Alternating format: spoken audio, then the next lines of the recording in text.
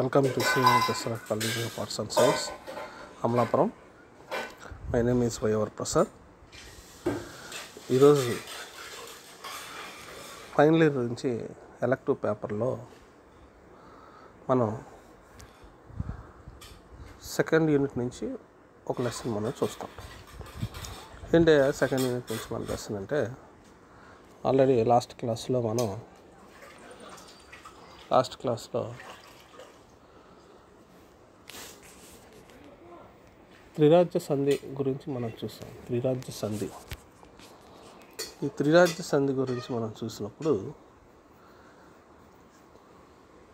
అది ఎందుకు ఏర్పడింది, దేనివల్ల ఏర్పడింది అనే దాని గురించి మన లాస్ట్ క్లాస్లో డిస్కస్ చేసాం. సో జర్మనీ ఏకీకరణ తర్వాత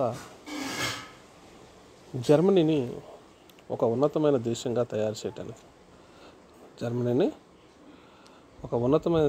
తయారు చేయడానికి బిస్మార్క్ అనేకమైన రహస్య సంఘాలను ఏర్పాటు చేశాడు. అయితే ఆ రహస్య సంఘాలు అనేవి తన యొక్క అభివృద్ధి కోసం, జర్మనీ యొక్క ఉన్నతి కోసం అని ఆలోచించాడే తప్ప తదనంతరం అది ఒక వినాశకారైన ప్రపంచ యుద్ధంగా తయారవుతుంది, ప్రపంచం అనేది రెండు భాగాలుగా విడిపోతుంది అని మాత్రం బిస్మార్క్ ఊహించలేదు. సో ఆ ఊహించిన పరిణామమే ప్రపంచం అనేది రెండు ముక్కలుగా విడిపోయింది. రెండు విరుద్ధమైన, రెండు కాన్ఫ్లిక్ట్ ఐడియాలజికల్ అలయన్సెస్గా విడిపోవటం అనేది జరిగింది. అంటే బిస్మార్క్ తన ధ్యేయం కోసం, బిస్మార్క్ తన రాజ్యం యొక్క ఔన్నత్యాన్ని కోసం ప్రయత్నాన్ని ప్రారంభిస్తే అది వేరే వాళ్ళ యొక్క అభద్రతకు, వేరే వారి యొక్క సంరక్షణకి వాళ్ళు వేరే కోటాన్ని ఏర్పాటు చేసుకోవాల్సిన పరిస్థితి ఏర్పడింది. సో ఇక్కడ మనం చెప్పేది ఏంటంటే, నిన్న క్లాసులో మనం చెప్పుకున్న త్రిరాజ్య సంధికి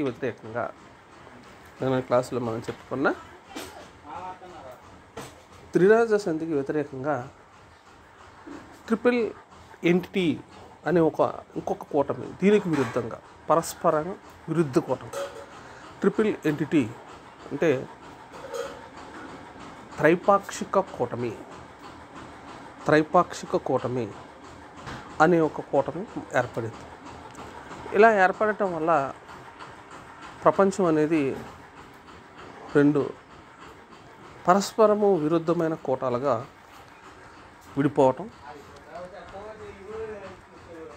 తద్వారా 1914లో మొదటి ప్రపంచ యుద్ధం రావటం, 1914లో మొదటి ప్రపంచ యుద్ధం రావటం జరిగింది. సో ప్రశ్న ఎట్లా ఉంటుంది అనే దాని గురించి మనం గమనించినప్పుడు, త్రైపాక్షిక కూటమి ట్రిపుల్ ఎంటిటీ అన్నాం. నేను చెప్పుకున్నది ట్రిపుల్ ఎలియన్స్, త్రిరాజ్య సంధి. ఇది ట్రిపుల్ ఎంటిటీ అంటారు. కొన్ని సందర్భాల్లో మనకి ఎగ్జామినేషన్ పాయింట్ ఆఫ్ వ్యూలో రెండుని త్రిరాజ్య సంధిగానే ఇస్తాడు. మరి ఏం సార్ అలాగే? అప్పుడు మనం ఇంగ్లీష్ వెర్షన్కి వెళ్ళాలి. ఇంగ్లీష్ వెర్షన్లో ఏ రకంగా ఇచ్చాడో చూసుకోవాలి. ఇంగ్లీష్ వెర్షన్లో ట్రిపుల్ అలయన్స్ అని అంటే త్రిరాజ్య సంధి గురించి రాయాలి. ట్రిపుల్ ఎంటిటీ అంటే త్రైపాక్షిక కూటమి అని రాయాలి. ఎందుకంటే ట్రిపుల్ అలయన్స్కి, ట్రిపుల్ ఎంటిటీకి చాలా వ్యత్యాసం ఉంది. ట్రిపుల్ అలయన్స్లో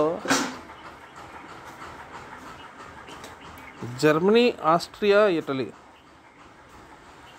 అవి 3 త్రిరాజ్య సంధులు. ట్రిపుల్ ఎంటిటీలో ఇంగ్లాండు, ఫ్రాన్సు, రష్యా. సో అందువల్ల ఏంటంటే ఇక్కడ మీరు గమనించవలసిన విషయం ఏంటంటే కొన్ని సందర్భాల్లో తెలుగు వెర్షన్స్లో త్రిరాజ్య సంధి అని ఇంగ్లీష్లో ట్రిపుల్ ఎంటిటీ అంటాడు. అప్పుడు మనం త్రిరాజ్య సంధి అయింది Germany, France, Germany, Italy, Austria గురించి కాదు రావాల్సింది. ఇంగ్లాండు, ఫ్రాన్సు, రష్యా ఎట్లా మిత్రులు అయ్యారు. అందువల్ల ఇక్కడ ప్రశ్న 1కి 4 సార్లు చాలా సందర్భాల్లో తెలుగు వెర్షన్కి సంబంధించినంతవరకు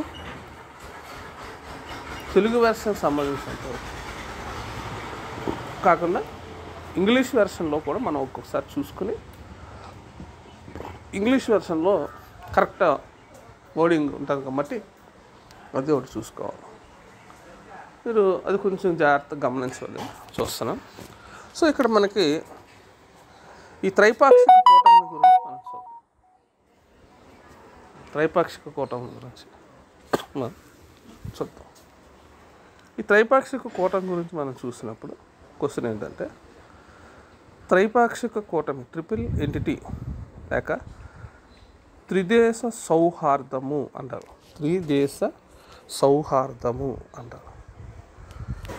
త్రిదేశ సౌహార్దము ఆవిర్భవించుటకు దోహదం చేసిన పరిస్థితులు ఇవి. ఈ కూటమి ఐరోపాలో శాంతిని నెలకొల్పడంలో ఎంతవరకు సఫలీకృతము ఆయను 1907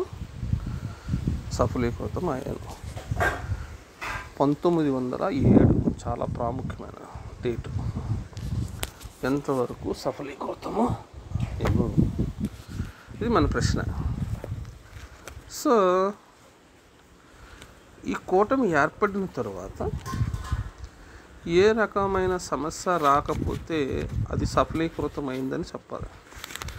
కానీ ఇది ఏర్పడిన 7 సంవత్సరాల తర్వాత మొదటి ప్రపంచ యుద్ధం రావటం వల్ల ఏ సఫలీకృతం అయ్యిందని చెప్పలేము. వినాశనానికి దారితీస్తుందని చెప్పాలి. ఇక్కడ మనం చూసినప్పుడు త్రైపాక్షిక కూటమి లేదా త్రిదేశ సౌహార్దము ఉంటుంది. ఎందుకు ఏర్పడింది అన్నదాని గురించి మనం చూసినప్పుడు ఇందాక ఇంట్రడక్షన్లో చెప్పాను. అక్కడ జర్మనీ ఇష్టం వచ్చినట్లు అనేక రహస్య సంధులను చేసుకుంటూ పోతాం. మిగిలిన దేశాలు కొంచెం అభద్రత భావం, అనుమానం అనేది రావటం. ముఖ్యంగా జర్మనీ ఏకీకరణ అనంతరం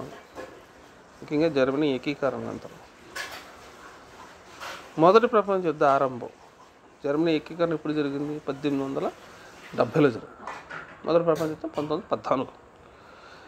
మొదటి ప్రపంచ యుద్ధం వరకు అంటే సుమారుగా 44 సంవత్సరాలు, సుదీర్ఘమైన 44 సంవత్సరాలు ఐరోపా చరిత్రలో సంభవించిన విశిష్టమైన పరిణామాలు ఏంటంటే ఈ 44 సంవత్సరాల్లో ప్రపంచం 2 భాగాలుగా విడిపోవటం.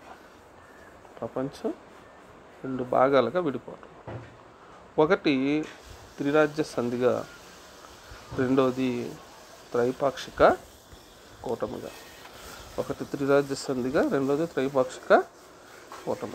అనే పరస్పర వైరుధ్యం కలిగిన 2 కోటాలు ఆవిర్భవించడం.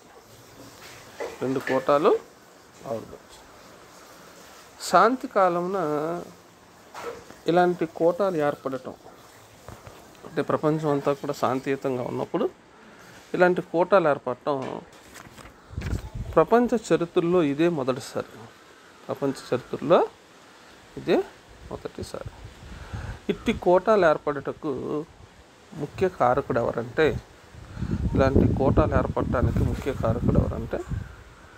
జర్మనీ ప్రధానమంత్రి ఆటో వాన్ బిస్మార్క్.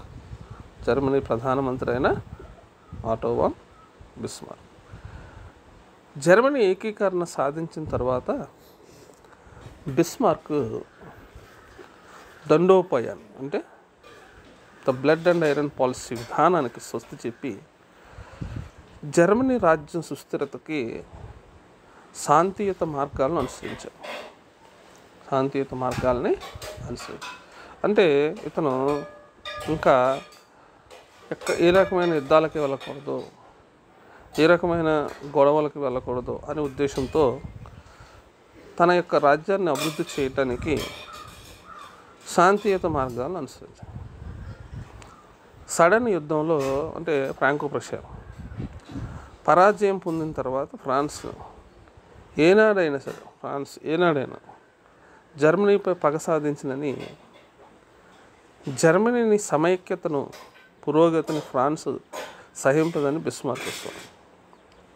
అందువల్ల బిస్మార్క్ ఏంటంటే తన జయం ఏంటంటే ఫ్రాన్స్ మీద పగ తీర్చుకుంటాం.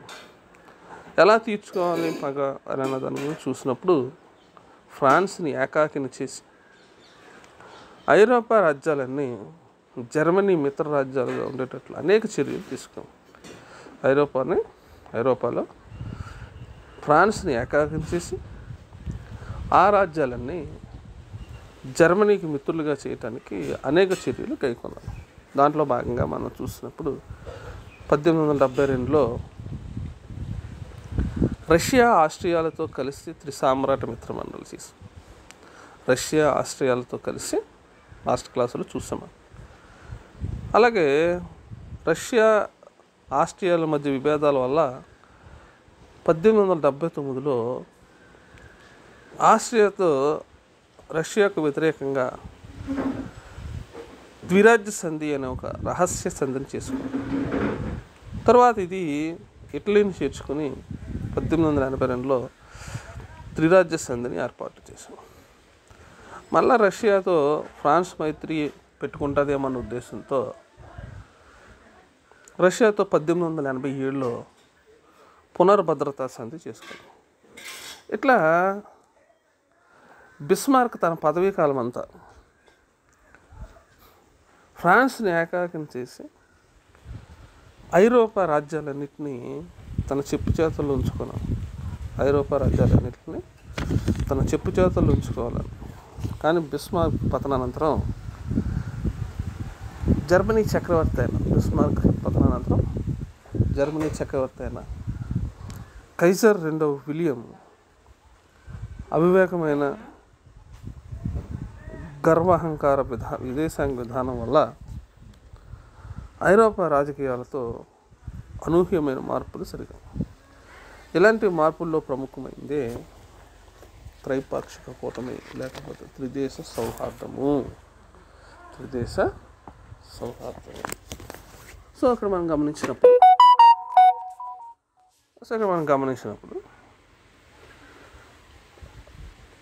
త్రిదేశ సౌహార్దం మనం చూసినప్పుడు త్రిదేశ సౌహార్దాన్ని మన గురించి చూసినప్పుడు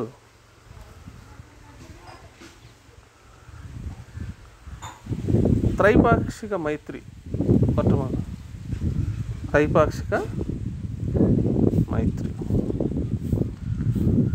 ఫ్రాన్స్ ప్లస్ రష్యా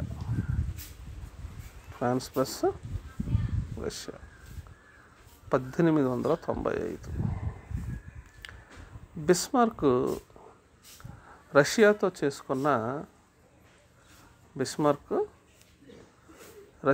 చేసుకున్న పునర్భద్రతా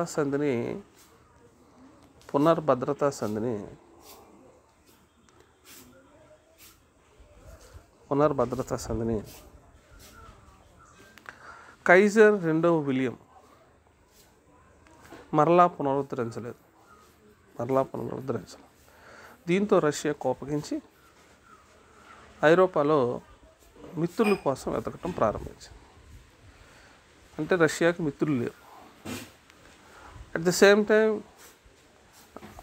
ఆ రోజుకే ఏకాకి మిత్రుల కోసం తహతహలాడుతుంది ఫ్రాన్స్. ఎందుకంటే బిస్మార్క్ కాలంలో ఫ్రాన్స్ని ఏకాకిం చేశాడు కాబట్టి అది చాలా ఇదిగా ఉంది.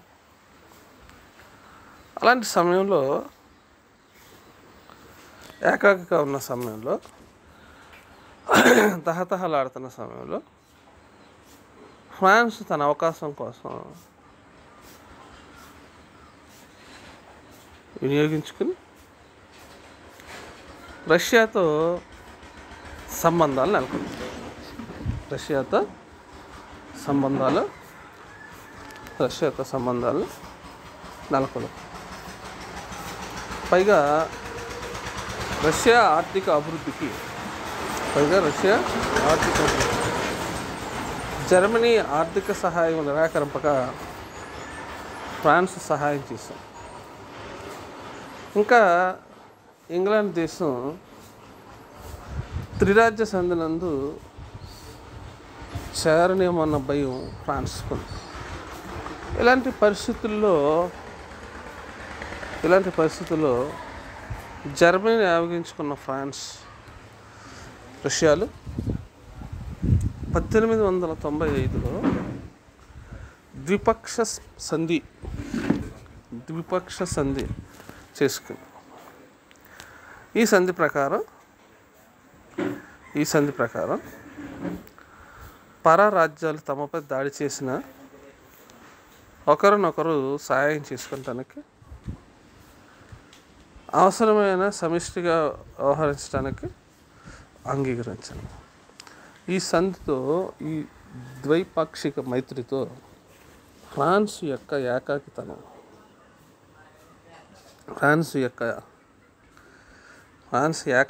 అంతరించిపోయింది. ఇది త్రిదేశ సౌహార్దంలో మొదటి ఘట్టం. త్రిరాజ్య సంధికి వ్యతిరేకంగా ఏర్పడిన మొదటి మైత్రి, ద్విపక్ష మైత్రి, ఫ్రాన్స్ ప్లస్ రష్యా 1896. నెక్స్ట్ మనం చూసినప్పుడు ఆంగ్లో ఫ్రెంచ్ మైత్రి, ఇంగ్లాండ్ ఫ్రాన్స్లో అన్నమాట. ఆంగ్లో ఫ్రెంచ్ మైత్రి, Anglo French entente cordiale dual entente 1904. ద్విపక్ష మైత్రి, త్రిరాజ్య సంధి అనే 2 కోటాలను ఏర్పడినాను. ఇంగ్లాండ్ ఈ 2 కోటాలతో ఎట్టి సంబంధం లేకుండా తటస్థ వైఖరి అవసరం. అంటే అటు జర్మనీ పక్షాన కానీ, ఇటు ఫ్రాన్స్ పక్షాన కానీ అలా వెళ్లకుండా అలా న్యూట్రల్గా ఉంది. ఇలాంటి తటస్థ వైఖరి కారణాలు ఏంటంటే, కొన్ని కారణాలు ఉన్నాయి. ఇంగ్లాండ్కి ఎవరితోనూ వెళ్ళాల్సిన పని లేదు, స్వచ్ఛందంగా బాగా బలమైన దేశం కాబట్టి. ద్విపక్ష మైత్రిని ఫ్రాన్స్, రష్యాలతో ఇంగ్లాండ్కు వివాదం ఉన్నాయి. ఫ్రాన్స్, ఇంగ్లాండ్లు చిరకాలం బద్ధ శత్రువులు. ఆఫ్రికాలో వీరిరువురు పెషోడా వద్ద సంఘర్షణ దిగారు. రష్యా మధ్యధరా సముద్ర తీరంలోను, మధ్యాసియందు రాజ్య విస్తరణ విధానాన్ని అనుసరించడం వల్ల ఇండియాలోని బ్రిటిష్ సామ్రాజ్యానికి ముప్పు వాటిల్లని భీతి. కైజర్ రెండో విలియం వలస విధానాలు, నౌకా విధానం ఇంగ్లాండ్లో కలవరు. దక్షిణాఫ్రికాలో బోయర్ల యుద్ధం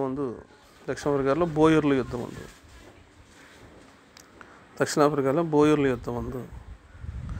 విలియం ఇంగ్లాండ్కు వ్యతిరేకంగా బోయర్లకు సహాయం చేసి, ఇలాంటి పరిణామాల వల్ల తటస్థ వైఖరిలోని బలహీనతలను గుర్తిరిగి ఇంగ్లాండ్ ఐరోపాలో మిత్రుల కోసం వెతుకుచు 1900-1902 మధ్య జర్మనీతో మైత్రి ఒప్పందం కొరకు ఎన్నో ప్రతిపాదనలు చేసింది. కానీ విలియం ఈ ప్రతిపాదనలు త్రోసిపుచ్చే ఇంగ్లాండ్ గత్యంతరం లేక తనకు చిరకాల ప్రత్యర్థి శత్రువైన ఫ్రాన్స్తో సంధి చేసుకుంటున్న నిర్ణయం. ఇంతటితో ఫ్రాన్స్ నందున్న ప్రభుత్వం మారి ఇంగ్లాండ్తో సత్సంబంధాలకు కృషి. ఫలితంగా 1904లో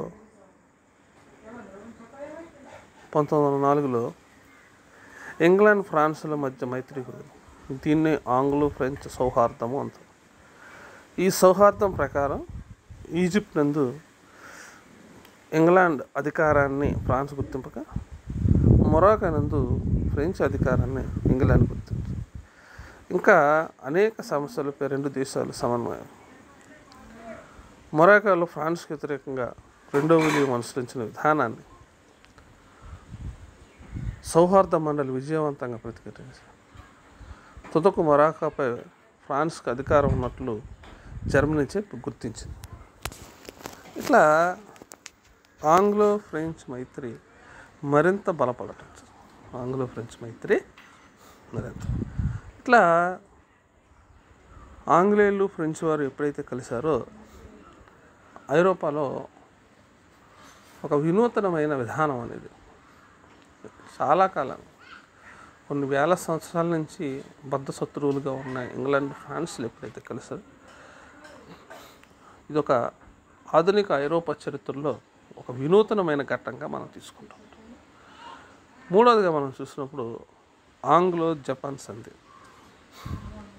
ఆంగ్లో జపాన్ ప్రాచ్య దేశాలందు రష్యా ప్రాబల్యాన్ని అరికట్టిందే తన ఇండియా సామ్రాజ్యానికి భద్రత లేదని ఇంగ్లాండ్ 1902లో జపాన్తో సంధి చేసింది.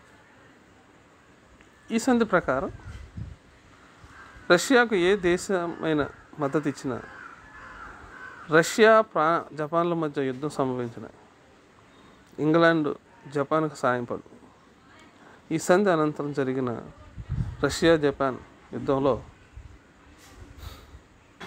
రష్యా జపాన్ చేతిలో ఓడిపోయింది. ఈ యుద్ధ పరిణామాలు ఇంగ్లాండ్కు ప్రాచ్యం రష్యా బలం తొలగింది. చివరిగా మనం చూసినప్పుడు త్రైపాక్షిక కూటమి, ట్రిపుల్ ఎంటిటీ లేదా త్రిదేశ సౌహార్దం 1907 జపాన్ చేతుల్లో పరాజయం పొందిన తర్వాత రష్యాకు ఇంగ్లాండ్ మైత్రి అవసరమే. జపాన్ చేతుల్లో పరాజయం పొందిన తర్వాత రష్యాకు ఇంగ్లాండ్ స్నేహం అవసరం. పైగా రష్యాతోనూ ఇంగ్లాండ్తోనూ మైత్రి ఒప్పందాలు కుదుర్చుకున్న ఫ్రాన్స్ రష్యా ఇంగ్లాండ్ దేశాల మధ్య సౌహృద్భావాన్ని మిగిలిన కృషి 1907 నాటికి రష్యా ఇంగ్లాండ్ దేశాలు తమ వైషమ్యాలు మరిచి సమాధానం పడ్డాయి. ప్రాచ్య దేశాలతో ఈ రెండు దేశాలు అనేక సర్దుబాట్లు చేసుకున్నాయి. ఈ సర్దుబాట్లని ఆంగ్లో రష్యన్ కన్వెన్షన్ అంటారు. ఈ కన్వెన్షన్ ప్రకారం ఆఫ్ఘనిస్తాన్ నందు బ్రిటిష్ అధికారాన్ని రష్యా గుర్తించింది. పర్షియా నందు కొంత భాగం రష్యా, మరికొంత భాగం ఇంగ్లాండ్ హస్తగతం చేసుకుని సమయం పడ్డాయి. టిబెట్ నందు ఎట్టి జోక్యం చేసుకోవడానికి ఉభయ దేశాలు. ఇట్లా ఆంగ్లో రష్యన్ కన్వెన్షన్ వల్ల క్రమంగా ఇంగ్లాండ్, ఫ్రాన్స్, రష్యాల మధ్య మైత్రి ఏర్పడింది. ఈ మూడు రాజ్యాల మధ్య ఎట్టి సంధి లేకపోయినను ఒక దేశమునకు మరొక దేశాలకి మధ్య నెలకొని మైత్రి ఒప్పందాల ప్రకారం ఈ మూడు రాజ్యాలు ఐరోపాలో ఒక పక్షంగా దీన్నే చరిత్రకారులు త్రైపాక్షిక కూటమి అనే పేరు పెట్టారు. త్రైపాక్షిక కూటమి ఐరోపాలో త్రిరాజ్య సంధికి వ్యతిరేకంగా ఏర్పడింది. So it's very important. త్రైపాక్షిక కూటమి ఎవరెవరు ఉన్నారంటే ఇంగ్లాండ్, ఫ్రాన్స్, రష్యా. చివరి మనం చూసినప్పుడు ఫ్రాన్స్ ఇంగ్లాండ్ రహస్య సంధి 1902. ఇటలీ త్రిరాజ్య సంధిలో భాగస్వామైనని అంటే జర్మనీ, ఆస్ట్రియా, ఇటలీ. తనకు ఆస్ట్రియా దేశానికి మధ్య ఉన్న విభేదాల ఫలితంగా ఇటలీ త్రిరాజ్య సంధిలో కొనసాగుతూ ఫ్రాన్స్తో 1902లో రహస్య మైత్రి సంధి చేసుకుంది. ఈ సంధి ప్రకారం విదేశీ దాడులకు గురైన ఫ్రాన్స్ ఇటలీ దురాక్రమణదారుల్లో చేరదు. ఇటలీ ఆస్ట్రియా దాడులకు గురైన ఫ్రాన్స్ ఇటలీకి సహాయం చేయదు. ఇట్లా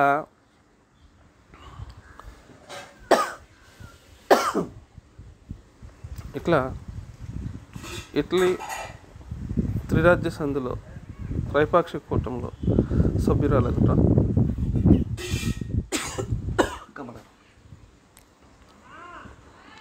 సైనిక కోటాంలో చేసిన సేవ.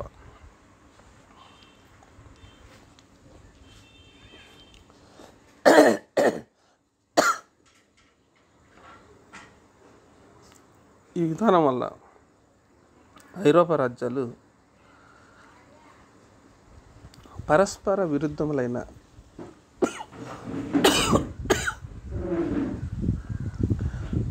రెండు సైనిక కోటాలుగా ఏర్పడి తుదకు ఏ స్వల్ప స్థానిక సంఘర్షణ అయినా అనేక విపరీత విచిత్ర పరిణామాలకు దారితీయట విధానం వల్ల ఈ కోటాల మధ్య సంఘర్షణ నివారించడానికి బిస్మార్క్ వంటి రాజనీతులు అవసరం. కానీ బిస్మార్క్ పతనంతో ఐరోపాకు అట్టి రాజనీతులు కరువయ్యారు. బిస్మార్క్ అనంతరం సర్వాధికారి అయిన కైజర్ రెండో విలియం అనుసరించిన రాజ్య విస్తరణ విధానం, వలస విధానం ఐరోపా రాజ్యాలను కలవరపెట్టేసి, అందువల్ల ప్రతి రాజ్యం తమ సైనిక సంపత్తిని అపారంగా అభివృద్ధి చేసింది. సైనిక అభివృద్ధి స్వీయ రక్షణకేనని ప్రతి రాజ్యం భావించినది. ఈ సైనిక బలం సమకూర్చడంలో ఒక దేశం మరొక దేశంతో పోటీ, పైగా అనేక దేశాలలో యుద్ధ వ్యూహ రచనలు కూడా చేశారు. ఇంకా నిరాయుధీకరణకు హేగ్ మొదలగు శాంతి సమావేశాలు చేసిన ప్రయత్నాలు తత్ఫలితంగా కోటాలలోని సభ్యులు శాంతి కాముకులుగా కనిపించినను తమ రహస్య సందుల ద్వారా యుద్ధాలకు సంసిద్ధులగుతుంటారు.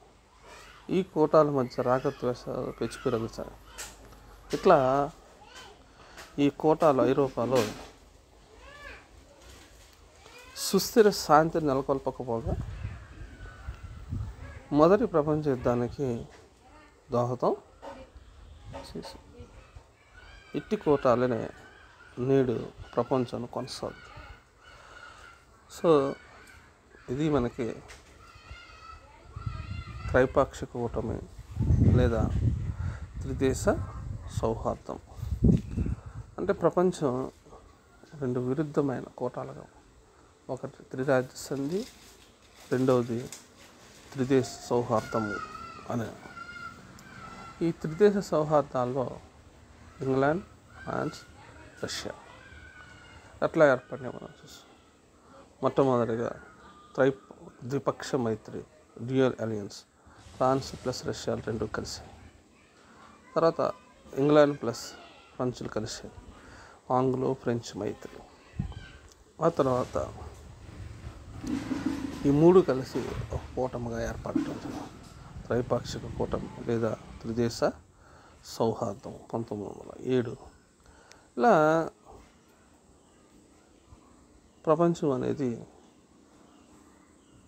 రెండు పరస్పరమైన విరుద్ధమైన కోటాలుగా ఏర్పడిన తర్వాత ప్రపంచంలో ఎక్కడ కూడా శాంతి అనేది కరువై, ఇది ఈ కోటాలు ఐరోపాలో సుస్థిర శాంతిని నెలకొల్పకపోగా మొదటి ప్రపంచ యుద్ధానికి దోహదం చేసి,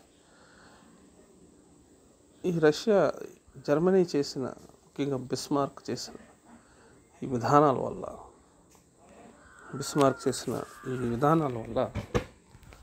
ప్రపంచంలో అనేక రకాలైన విపరీతమైన పరిణామాలు సంభవించి ప్రపంచం రెండు ముక్కలుగా విడిపోవటం, ఒకటి త్రిరాజ్య సంధి కానీ, రెండు త్రైపాక్షిక కూటమిగాను ఏర్పడటం, ఈ రెండింటి మధ్య అధికార పంపిణీ, ద బ్యాలెన్స్ ఆఫ్ పవర్, అలాగే వలసల విధానం, ఇవే కాకుండా ప్రతి దేశం కూడా తమ సైనిక సంపత్తిని పెంచుకోవడంతో ప్రపంచం ఒక మారణ హోమంగా తయారైంది. అదే మనకి 1914లో మొదటి ప్రపంచ యుద్ధానికి దారితీయటం మొదటి ప్రపంచ యుద్ధానికి దారితీస్తుంది. సో ఇది మన త్రైపాక్షిక కూటమికి